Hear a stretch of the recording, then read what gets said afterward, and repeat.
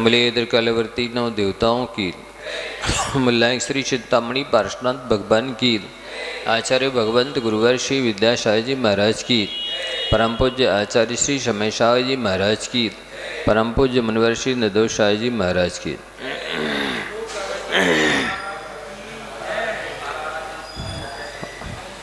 ओम। भावत्रय फल प्रदर्शी ग्रंथ में आचार्य कुंतु शाह जी महाराज जी लिखते हैं कि क्रोध उत्पन्न होने का कारण क्या है। तो जैसे कल बताया गया कि जो पुरुष पहले भाव में अपना शत्रु था, तो वो इस भाव में जब कभी कहाँ जहाँ कहीं भी मिलेगा, एक भाव बाद, संख्यात भाव बाद, असंख्यात भाव बाद, अनंत भाव बाद, जब भी मिलेगा तो वो आपको देखकर उसे गुस्सा आएगी या उसे देखकर आपको गुस्सा आएगी। बैर होगा, शत्रुता होगी, बदले की भावना होगी, बुरा करने का भाव आएगा, ये चलता रहेगा। इसलिए शत्रुता मिटाने में ही भलाई है। लोग शत्रु को मिटाना चाहते हैं, पर शत्रु के मिटाने से शत्रुता नहीं बढ़ती। जितक क्रोध हो जिता मित्रो, जितक क्लेशो जिता अंत का। क्रोध यदि खत्म हो जाता है तो सारे क्लेश खत्म हो जाते हैं, संक्लेश खत्म हो जाते हैं। क्रोध यदि खत्म नहीं हुआ तो आप कहीं भी रहिए, किसी भी देश में रहें चाहे विदेश में रहे, संक्लेश तो खत्म होने वाला नहीं है। और संक्लेश जब रहेगा और शत्रु तो रहेंगे ही रहेंगे।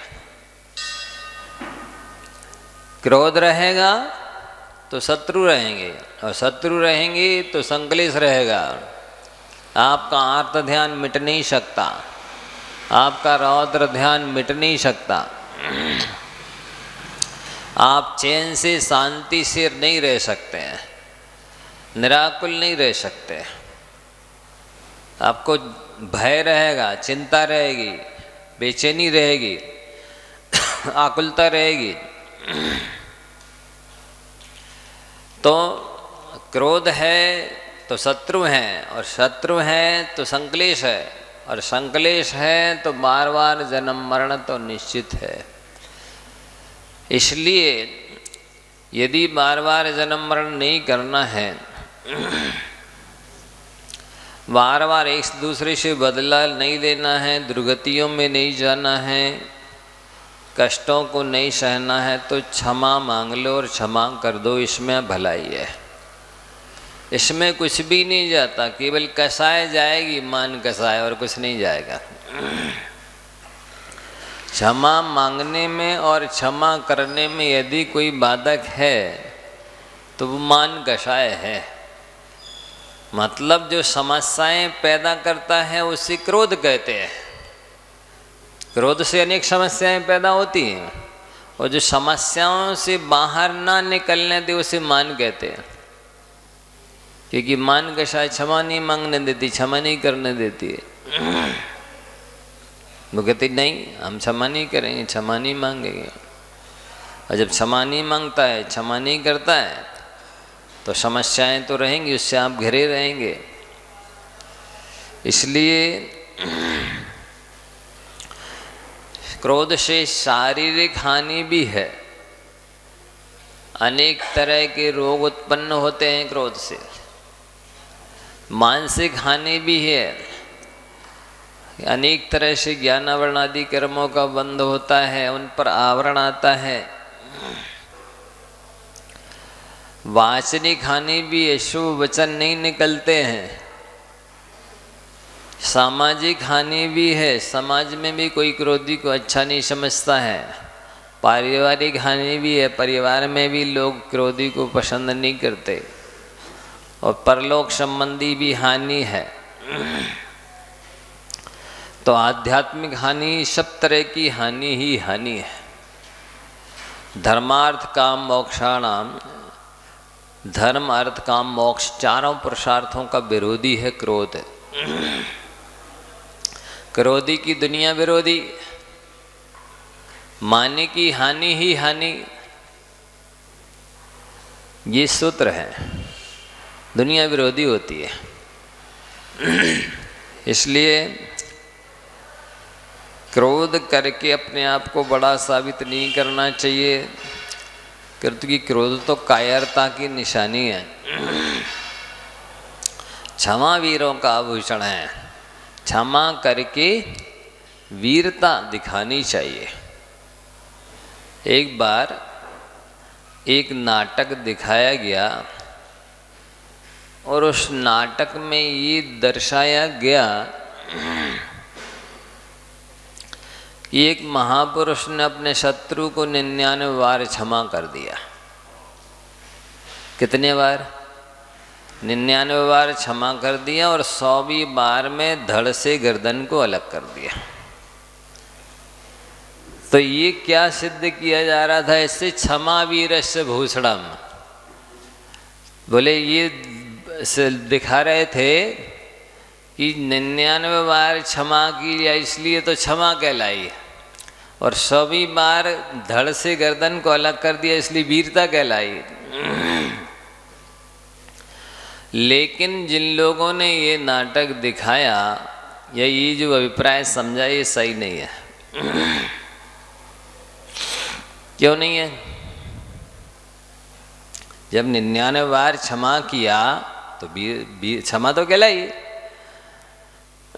जैनाचार्य कहते हैं नहीं, यदि आपने पहले अपराध को क्षमा कर दिया तो वो दूसरी गिनती में आ ही नहीं सकता। यदि आप गिन रहे हैं तो अपराध क्षमा किया कहाँ है? क्षमावान की दृष्टि में दूसरा कोई अपराध हो ही नहीं सकता, क्योंकि वो तो उसे क्षमा कर चुका है, भुला चुका है, साफ कर चुका है। वो अब गिनती में नहीं आएगा। यदि आ रहा है तो वो क्षमा नहीं किया है। तो 99 बार आपने गिना, ये आपने वचन दिया है किसी को, इसलिए वचनबद्धता तो कहलाएगी, और उस वचन को पालन में आप अडिग रहे तो मान लेंगे। लेकिन 100वीं बार धड़ से गर्दन को अलग कर दिया, इसलिए वीरता सिद्ध करना चाहो, नहीं हो सकती। शुरू से लेकर अंत तक क्षमा रहे, उसको क्षमा वीरस्य भूषणम कहते हैं। शुरू से लेकर अंत तक क्षमावान के सामने कोई अपराध होता नहीं। दूसरा, क्षमा के प्रसंग में हिंसा का प्रदर्शन का औचित्य है ही नहीं। तो इस तरह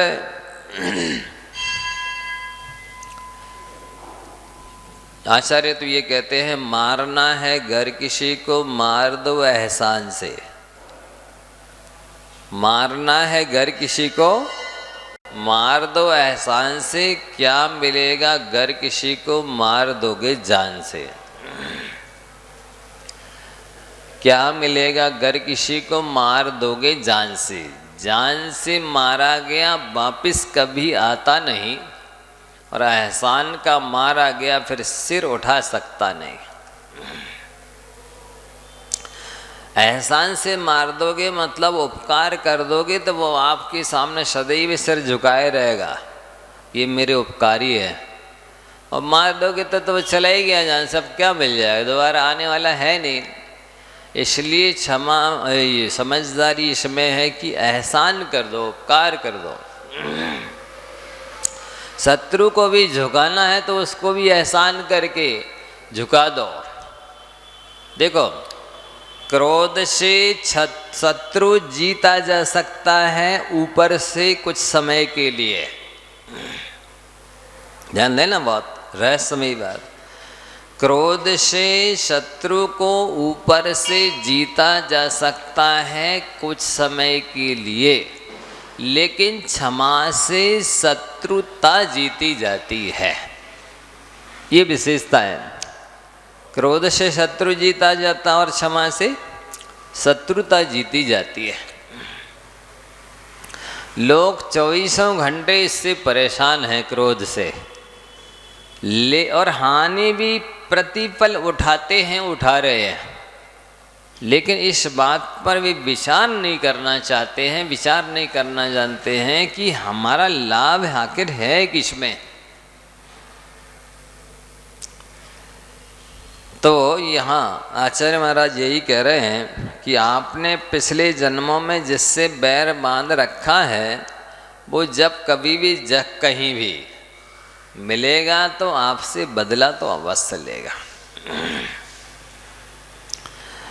क्रोधी बदला अवश्य लेता है, और बदला लेने का मतलब होता है या पिछली घटनाओं को याद रखने का मतलब होता है कि अपने घावों को हरा भरा करके रखना। शरीर में कहीं किसी के शस्त्र के द्वारा जख्म हो गया तो अब उसको कुदेरना है, जख्म को जैसे तैसे भर गया था, मिट गया था तो फिर कुदेर दिया। इसी तरह से पहले कोई गलत व्यवहार हुआ है, अब उस बदला ले रहे हो, इसका मतलब उस घाव को पुनः हरा भरा कर रहे हो, वो फिर पीड़ा देगा। इसलिए पद्म पुराण की ये शंकाएं चौथी बार रिपीट कर रहा हूँ मैं कि 3 शिक्षाएं हैं ऐसी जो हमेशा याद रखना चाहिए। एक तो किसी से वैर नहीं करना, क्योंकि रावण ने और लक्ष्मण ने असंख्यात भाव पहले से इनका वैर चल रहा है। एक जन्म में रावण का जीव लक्ष्मण के जीव को जान से मारता, अगले जन्म में लक्ष्मण का जीव रावण के जीव को मारता। ऐसा बदला लेते हुए चले आ रहे वे संख्यात असंख्यात भवों से। इसलिए बैर नहीं करना और निंदा नहीं करना, क्योंकि सीता के जीव ने वेदवती की पर्याय में मुनि महाराज की निंदा की थी, झूठी। वे अपनी गृहस्थ अवस्था की बहन के साथ में बैठे चर्चा, धार्मिक चर्चा कर रहे थे, इसने झूठी उड़ा दी कि नहीं वो तो किसी रूपवती स्त्री से अकेले में बात कर रहे थे। तो नंगर देवता ने जब पिटाई की तो उसने फिर सही सही बोल दिया कि नहीं मैंने झूठ बोला था, मैं गलत हूँ और क्षमा चाहती हूँ, और सब कर लिया। लेकिन फिर भी कर्म जो बंद हो गया तो सीता की पर्याय में उसके शीलवती होने पर भी अपवाद हुआ। तीसरा है निदान। कभी भी हो धार्मिक कार्य करने के बदले में सांसारिक कोई पद नहीं चाहना, कोई इच्छा नहीं करना। रावण के जीव ने पिछले जन्म में दिगंबर मुनि बनकर के कठोर तपस्या की थी, लेकिन एक विद्याधर की विमान को जाते हुए देखा, अपने ठाट बाट के साथ कहीं जा रहा था, तो रावण के जीव ने मुनि अवस्था में ये निदान कर लिया कि यदि मेरी तपस्या में कोई ताकत है तो अगले जन्म में ऐसे ही ठाट बाट मुझे भी मिले। निदान कर लिया तो मर कर के त्रिखंडाधिपति तो बन गया, प्रति नारायण तो बन गया मुनि अवस्था में। यदि निदान नहीं करता तो मोक्ष मिल जाता उसको। मुनि अवस्था में निदान किया था उसने, रावण के जीव ने। तो हुआ ये कि त्रिखंडाधिपति बन तो गया प्रति नारायण, और उसका ठाट बाट भी भोग लिया, लेकिन उसके बाद में दुर्गति हो गई। इसलिए वैर नहीं करना किसी से। एक शिक्षा पद्म पुराण का सार 900 पृष्ठों का सार है इनमें। वैर नहीं करना किसी से, हर हालत में अपने जीवन में ये 3 काम करके तो जाना ही। सबसे क्षमा मांग के जाना, सबको क्षमा करके जाना, और किसी की निंदा नहीं करना, करी हो तो प्रायश्चित करना, माफ़ी मांगना, और कुछ भी निदान करके नहीं जाना। कहते हैं कि आयु पूरी हो जाए और इच्छाएं पूरी ना हो पाए तो समझ लेना कि संसार की में भ्रमण करने की तैयारी कर ली है आपने। और आयु पूरी ना हो पाए और इच्छाएं पूरी हो जाएं, समाप्त हो जाएं, तो समझ लेना कि मोक्ष की तैयारी की है आपने। किसी से पूछने की ज़रूरत नहीं है कि आप कहाँ की तैयारी कर रहे हैं। देख लो अपने आप में कितनी इच्छाएं हैं आपके अंदर, वे समाप्त हो रही हैं, खत्म हो रही कि नहीं हो रही। यदि नहीं हो रही हैं तो समझ लेना कि अभी आपको अनंत भाव धारण करना बाकी है, अनंत दुख भोगना बाकी है। अभी दुखों से छुटकारा मिलने वाला नहीं है, क्योंकि आपकी इच्छाएं ही आपको दुखी करने वाली हैं, दूसरा कोई नहीं। और इच्छाओं की वजह से ही राग द्वेष मोह होते हैं। आप पढ़ते हैं ना, सुख दुख दाता कोई न आन, मोह राग रोष दुख की खान। दुख की खान माइंस तो यहाँ खुद ही है खदान। मोह राग द्वेष इनकी वजह से ही दुख मिलते हैं, प्रेरणा मिलती, यातनाएं मिलती हैं। वस्तुतः दूसरा और कोई देने वाला है ही नहीं। तो यहाँ यही बताया जा रहा है कि क्रोध से शारीरिक हानि है, एक अनेक तरह के रोग, पेट में अल्सर हो जाए, एसिडिटी बनने लगे, दाह पड़ने लगे, अनेक तरह के रोग होते हैं। दूसरा है मानसिक हानि। व्यक्ति का जितना क्षयसम होता है, जितना ज़्यादा वो क्रोध करता चला जाता है, उस पर उतना आवरण पड़ता चला जाता है। कई लोग कहते हैं हमें कुछ याद ही नहीं रहता, हमें कुछ याद ही नहीं होता।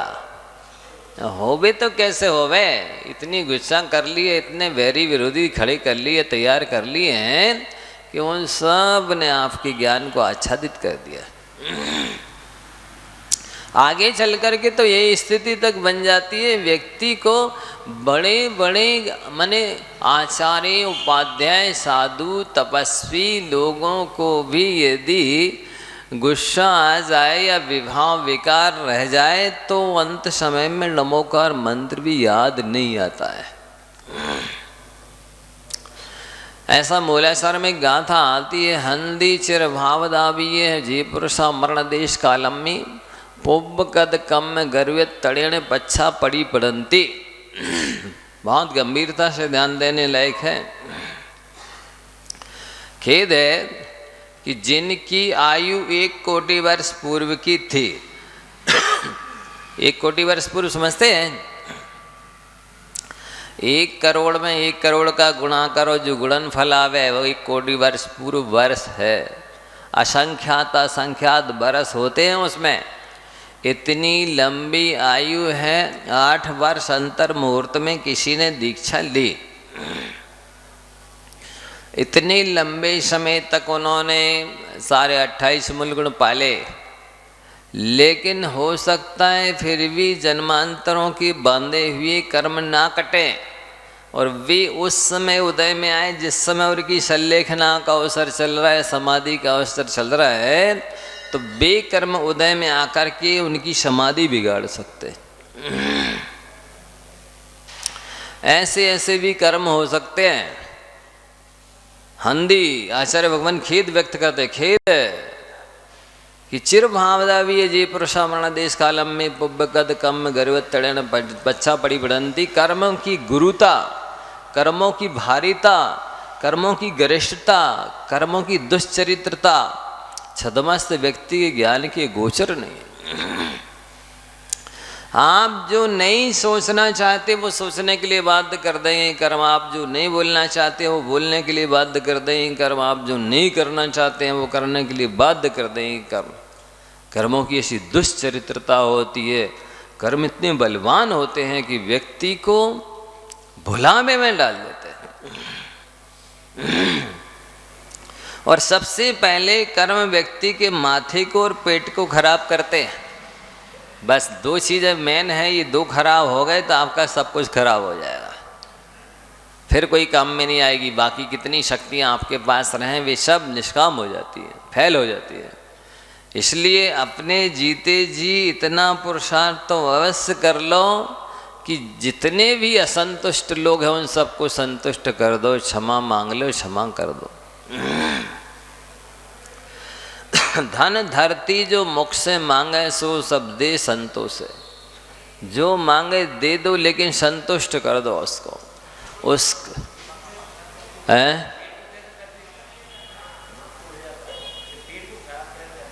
इंडाइजेशन हो जाएगा, भूख नहीं लगेगी, अजीर्ण हो जाएगा, दस्त हो जाएंगे, उल्टी हो जाएगी, आते पचाना काम करना बंद कर देंगी, धातु उपधातु नहीं बनेगी, जो खाओगे पानी बनेगा या पीप बनेगा। ऐसा तो आप ये पुरुषार्थ कर लो, ये भी तपस्या है, ये भी संयम है, ये भी तप है, ये भी त्याग है, ये भी वैराग है कि आप असंतुष्ट लोगों को संतुष्ट कर दो। आपके माध्यम से किसी को क्षति पहुंची है, कष्ट पहुंचा है, पीड़ा हुई है, नाराजी हुई, मनमुटाव हुआ है, तो उसको क्षमा। एक तो बैर नहीं बांधो, नया नहीं बांधो, पुराने को ख़त्म करो। दूसरा है कि किसी की भी निंदा ना हो ऐसा प्रयास करो।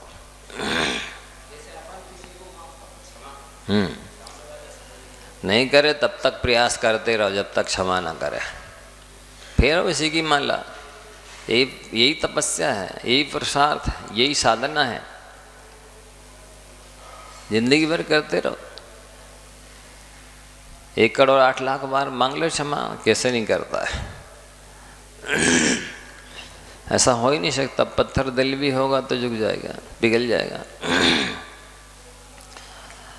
विनय पहाड़ को झुकाती है, पत्थरों को रुलाती है। शास्त्र में लिखा है विनय पहाड़ों को झुका देती है और पत्थरों को रुला देती। का मतलब ये कि पहाड़ जैसे अहंकारी भी विनम्र व्यक्ति के सामने झुक जाते हैं और पत्थर जैसे कठोर दिल वाले लोग भी पिघल जाते हैं। इसलिए ऐसी जो कहते हैं लोग कि हम क्षमा मांग लेते हैं, उससे हमने मांग लिया पर वो क्षमा नहीं कर रहा है, इसका मतलब है आपने विनय से क्षमा नहीं मांगी है। यदि विनय से, हृदय से, सच्चे मन से क्षमा मांगते तो ऐसा हो ही नहीं सकता। मांगते रहो, यही करते रहो। करना क्या है? यही तो साधना करनी है। ये धर्म ध्यान है, ये शुभ योग है, शुभ उपयोग है, ये तपस्या है, ये संयम है, ये त्याग है, ये पुरुषार्थ, ये क्या नहीं है, ये मोक्ष मार्ग है। तो ये करना चाहिए, अन्यथा वो बैरी संख्यात भाव, असंख्यात भाव, अनंत भाव बाद भी मिलेगा।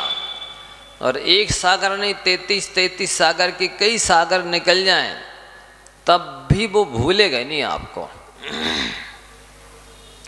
आत्मा में ऐसी अमिट छाप पड़ती है, ऐसे अमिट संस्कार पड़ते हैं कि शत्रु को देख कर के रोष उत्पन्न होता है, बदला लेने का भाव उत्पन्न होता है, उसका मिटा देने का, नुकसान करने का भाव उत्पन्न होता है। और राग के संस्कार होते हैं तो उसका भला करने का भाव आता है, उसके पास बैठने का भाव आता है, उसको अपने पास बिठाने का भाव आता है, उसका उपकार करने का भाव आता है, उससे मिलने की इच्छा होती है। ऐसा दोनों ही का ऐसा संस्कार जबरदस्त है। इसलिए शास्त्र में, राजवार्तिक में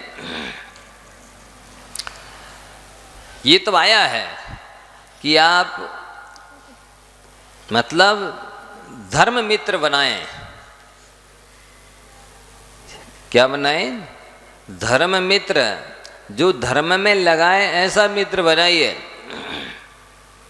कल्याण मित्र, हाँ कल्याण शब्द आया उस, कल्याण मित्र, कल्याण में निमित्त बने ऐसा मित्र बनाइए। ऐसा बनाने को तो कहा है। और कल्याण मित्र बनाना मात्र भी देवायु के आश्रय का कारण है, ऐसा लिखा है सकलंग देव ने। सकलंग देव सामान्य आचार्य नहीं है, देवी के साथ 6 महीने शास्त्रार्थ किया है। ऐसी धुरंधर उच्च कोटि के विद्वान थे, उन्होंने लिखा है। इसलिए अपन को कल्याण मित्र तो बनाना चाहिए, लेकिन यानी कानी शतानी मित्राणी कर्तव्यानी, जैसे बने तैसे सैकड़ों मित्र बनाने चाहिए। क्योंकि ज्ञानी जनों ने कहा कि अच्छा करने के लिए, भला करने के लिए, उपकार करने के लिए 100 मित्र भी कम है, लेकिन अपकार करने के लिए, बुरा करने के लिए, अकल्याण करने के लिए एक ही शत्रु पर्याप्त है। तो आप एक को भी असंतुष्ट रख करके नहीं जाना यहाँ से। गए तो समझ लो आपकी साधना अधूरी रह गई, ये कमी मानी जाएगी। इसलिए क्रोध से शत्रु जीता जाता है, पर क्षमा से शत्रुता जीती जाती है। क्रोध से व्यक्ति को आप अंडर में कर सकते हो, अधीनस्थ कर सकते हो कुछ समय के लिए, कि क्षमा के लिए वो हमेशा हमेशा के लिए आपका बन जाएगा। क्या जाएगा, लेकिन क्षमा मांगने में, क्षमा करने में केवल मान कसाई जाएगी और कुछ भी नहीं जाएगा आपका। तो मानेगी तो हानि ही हानि, क्रोधी की दुनिया विरोधी। माने की हानि ही हानि है, यदि मान जा रहा है तो अच्छी बात है ना। मान कसाय चली जाए तो व्यक्ति के 90% दुख कम हो जाए। क्या बोला? मान कसाय चली जाए व्यक्ति की तो 90% दुख कम हो जाए, क्योंकि वो मनुष्य पर्याय में जितने काम करता है वे सारे मन कसाय की पुष्टि के लिए करता है। अच्छा कोठी बंगला बनाएगा तो मन कसाय से प्रेरित होकर के अच्छी दुकान मकान जो भी बनाएगा, कपड़े पहनेगा, वस्त्राभूषण पहनेगा, खान पान फैसिलिटी जितनी भी जोड़ेगा वह सारी मन कसाय की पुष्टि के लिए ही करता है। लेन देन करेगा, दान करेगा तो मन कसाय की पुष्टि के लिए। थोड़े से पैसे कोई माइक से नहीं बुलवाना चाहता। 100 रुपया हमारे बोल देना भैया, माइक पे बोलते कोई नहीं बोलता।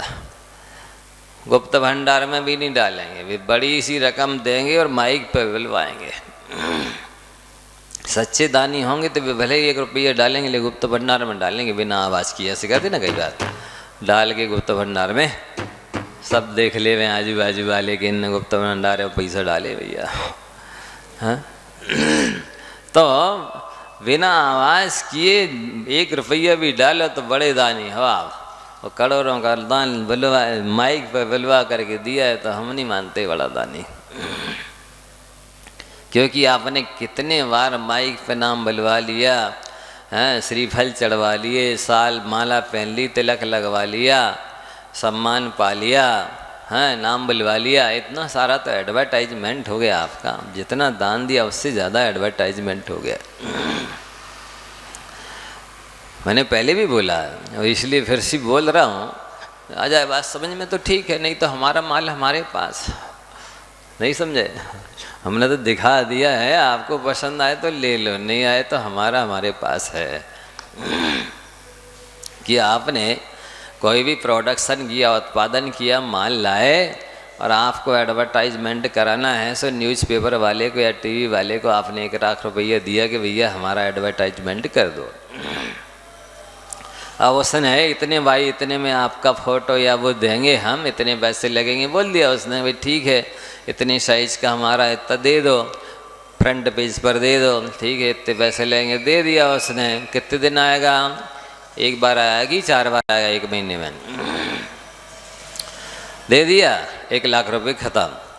अब उस न्यूज़पेपर वाले से या टीवी वाले से आपने कहा कि हमें तिलक लगाओ, हमारे महाराज के लिए हम श्रीफल चढ़वाओ, हमारा माइक पे नाम बोलो, और दोबारा फिर फंक्शन होवे, विधान होवे, उसमें फिर बोलो पिछली बार इन्होंने ये बोली ली थी, ये पात्र बने थे।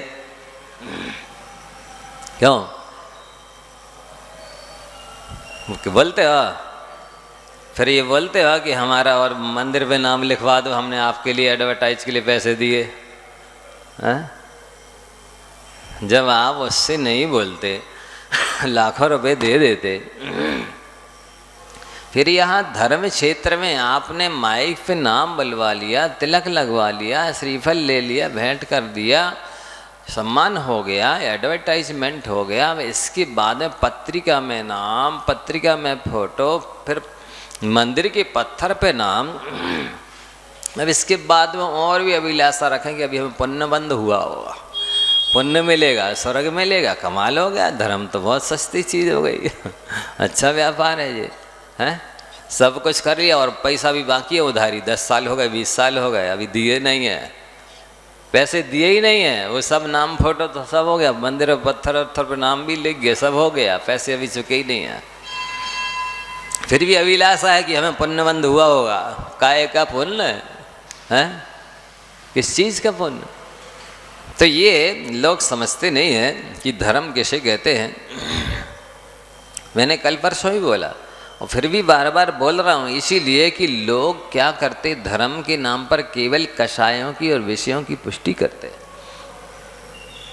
साल भर के सारे त्यौहार देख लो आप, दीपावली में है तो केवल हिंसा हिंसा हिंसा, लिपाई पुताई, फिर उसके बाद बर्तनों की सफाई, वस्त्रों की सफाई, फिर माल टाल बनना तो लड्डू पोड़ा पेड़ा इत्यादि हैं, और खा पी के और बढ़िया फटाका फोड़ रहे हैं, इतने सारे धमाके दिए, असंख्यात असंख्यात त्रिस्थावर जीव मार डाले, दीपावली मना ली। इसका नाम दीपावली है? इससे मिलेगा निर्माण? इतना सारा असंयम कर लिया आपने, इतने पाप कर लिए, इतने पंचेंद्री के भोगों की पुष्टि कर ली, और फिर भी कह रहे हमने दीपावली मना ली। कैसी दीपावली है? कोई दान किया ना, भक्ति भाव से पूजा की ना, कुछ तप त्याग किया और दीपावली हो गई। इसी तरह रक्षाबंधन है, ये धागा बांधे, ये गुजिया क्या क्या खाते पता नहीं, माल टाल खाया, ये रक्षाबंधन हो गया। होली आई, ये होली जलाई, ये त्यौहार हो गया। ये टीका लगाया, गुलाल लगाया, रंग रोगन डाला, कीचड़ डाला, शूद्रों का त्यौहार मना लिया, दिल होली हो गई। दशहरा आया, उसमें रावण को फूका और फटाके फूके, लो दशहरा हो। कैसा सब में पाप ही पाप हो रहा। काय का पुण्य, काय का धर्म है? जितने त्यौहार आप देख लीजिए, सारे पंचेंद्रियों के विषयों की पुष्टि करते हैं, सारे पाप करते, सारी कसायों का पोषण करते, कहते मैंने धर्म कर लिया। त्यौहार आ रहा, पर्व आ रहा, कैसा पर्व? कसाएं कम हुई नहीं, धर्म देवशास्त्र गुरु के प्रति भक्ति श्रद्धा बढ़ी नहीं, कुछ तप त्याग दान किया ही नहीं, धर्म हो गया, त्यौहार हो गया। साल में हमारे यहाँ बहुत सारे त्यौहार मनाए जाते हैं। ऐसे लोग हैं, ऐसे कई त्यौहार हैं, आप कोई भी देख लीजिए ना, जितने मनाते हो आप। सबसे पहले कढ़ाइयाँ चूल्हे पे कढ़ाई चढ़ेगी, बस त्यौहार आ रहा, बनने दो मीठा नमकीन, ये वो मजा मौज के अलावा कुछ करते नहीं हो, कि धर्म कर रहे हो। समझते हैं ही नहीं, कषाएं कितनी बढ़ती चली जा रही हैं। एक तो शत्रु को क्षमा नहीं कर पा रहे और प्रतिदिन नए नए बनाते चले जा रहे हैं। इसका नाम धर्म नहीं है बंधुओं। पंचेंद्रिय के विषयों से विरक्त होने का नाम धर्म है। क्रोध मान माया लोभ को घटाने का नाम धर्म है। देवशास्त्र गुरु के प्रति श्रद्धा भक्ति बढ़ती चली जाए, समर्पण बढ़ता चला जाए, उसका नाम धर्म है। तो उनसे तो दूर हो रहे, नहीं जाना नहीं महाराज से बात, दूर से दर्शन करें ना, परीक्षा आ रही है, नहीं तो जाने ही नहीं, तुम तो तैयारी करो अपनी। ये तो स्थिति हो रही है। दर्शन करने का टाइम नहीं है, पूजन भक्ति करने का टाइम नहीं है। तो यहाँ वो कह रहे हैं, तो आपको 3 शिक्षाएं याद हो गई ना सबको।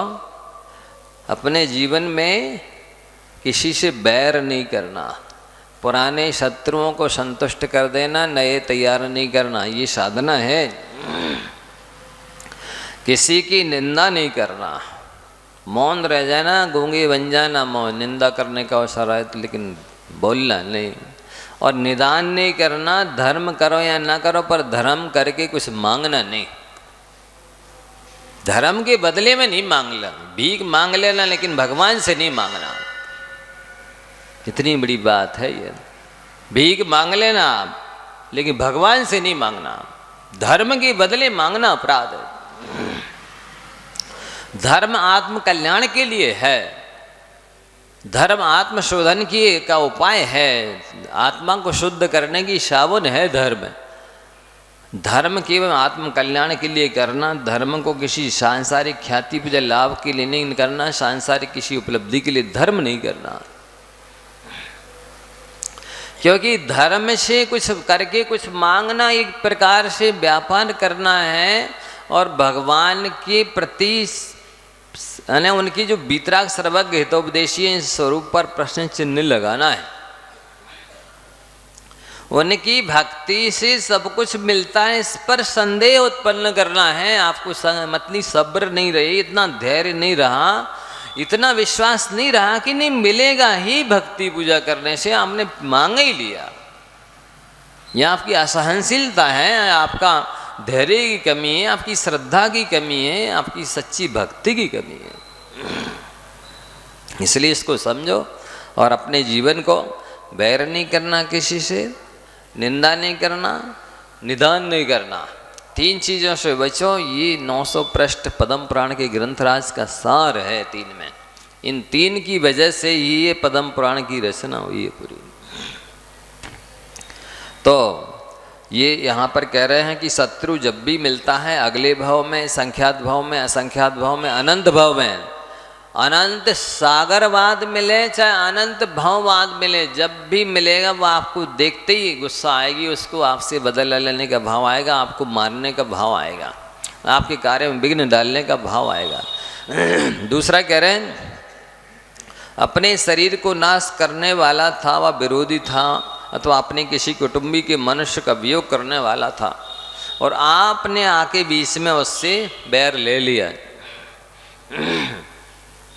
कुटुंबी के लोग तो पता नहीं कौन सी गति में कहाँ चले गए, लेकिन अब वो आपको नहीं छोड़ेगा, क्योंकि आप बाधक बन गए, बीच में आप बैरी बन गए, आपने उसमें उसके कार्य में बाधा डाली, तो वो आपको नहीं छोड़ेगा। इसलिए हमेशा हमेशा ये प्रयास करो, वस्तुतः जीवों की रक्षा, जीवों की दया इस आत्मा की सुरक्षा है। क्या कहा? जीवों की रक्षा आत्मा की सुरक्षा है, जीवों पर दया आत्मा की दया है, जीवों का उपकार आत्मा का उपकार है, जीवों का सहयोग आत्मा का सहयोग है। इसलिए ये दूसरों पर एहसान नहीं करते, अपन अपनी आत्मा पर एहसान करते हैं, आत्मा का भला करते हैं, आत्मा का कल्याण करते हैं। और हमेशा हमेशा जिनवाणी की स्तुति के बाद जो पढ़ते हो, पुनः याद दिलाता हूँ, देव भजो अरिहंत को, गुरु सेवा निर्ग्रंथ, दया धर्म पालो सदा। ये जिनवाणी के बाद बोलने के लिए नहीं है ये 2 पंक्तियाँ, 24 घंटे 12 महीने और जब तक मोक्ष ना मिल जाए तब तक आत्मसात करने के लिए हैं कि अरहंत भगवान को भजो, गुरु की सेवा निर्ग्रंथ गुरु की सेवा करो और दया धर्म पालो, इसी से कल्याण होने वाला है। अब बहुत अच्छा आ रहा था लेकिन समय हो गया है, आगे देखेंगे।